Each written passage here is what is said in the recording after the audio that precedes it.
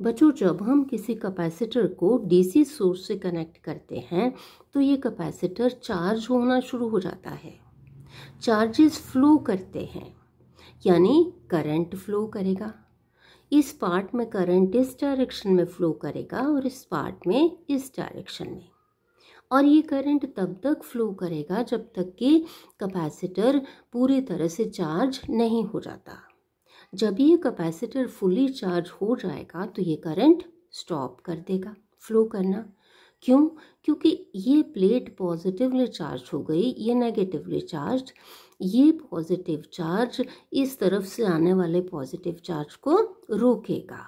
या हम ऐसे कह सकते हैं कि इसके अक्रॉस, कैपेसिटर के अक्रॉस पोटेंशियल डिफरेंस क्रिएट हो गया। वो पोटेंशियल डिफरेंस या वो वोल्टेज इस करंट को स्टॉप करेगी, प्रिवेंट करेगी, यानी कैपेसिटर डीसी को ब्लॉक कर लेता है। आइए मैथमेटिकली भी देख लेते हैं। हमें पता है कि capacitive reactance XC is equal to 1/C omega. Omega is equal to 2 pi nu. Nu is the frequency of current. अब डीसी के लिए nu is equal to 0, so XC कितना हो जाएगा? 1/0 इनफाइनाइट। यानी कैपेसिटर जो है वो डीसी को इनफाइनाइट अपोजिशन प्रोवाइड कराता है, ऑफर करता है। सो कैपेसिटर ब्लॉक्स डीसी। आइए अब जानें कि जब कैपेसिटर को अल्टरनेटिंग सोर्स के अक्रॉस कनेक्ट किया जाता है, अब ये कैपेसिटर अल्टरनेटली चार्ज और डिस्चार्ज होता है।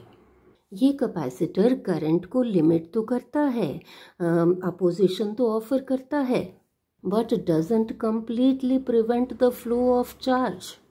यानी कैपेसिटर अल्टरनेटिंग करंट को पास होने देता है with capacitive reactance XC is equal to 1/C omega.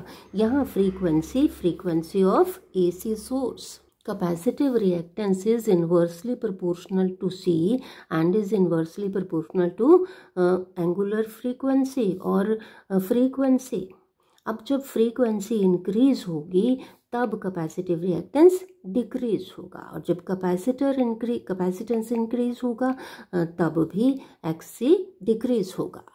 तो इस तरह से depending upon the value of capacitive reactance capacitor जो है वो AC को पास होने देता है।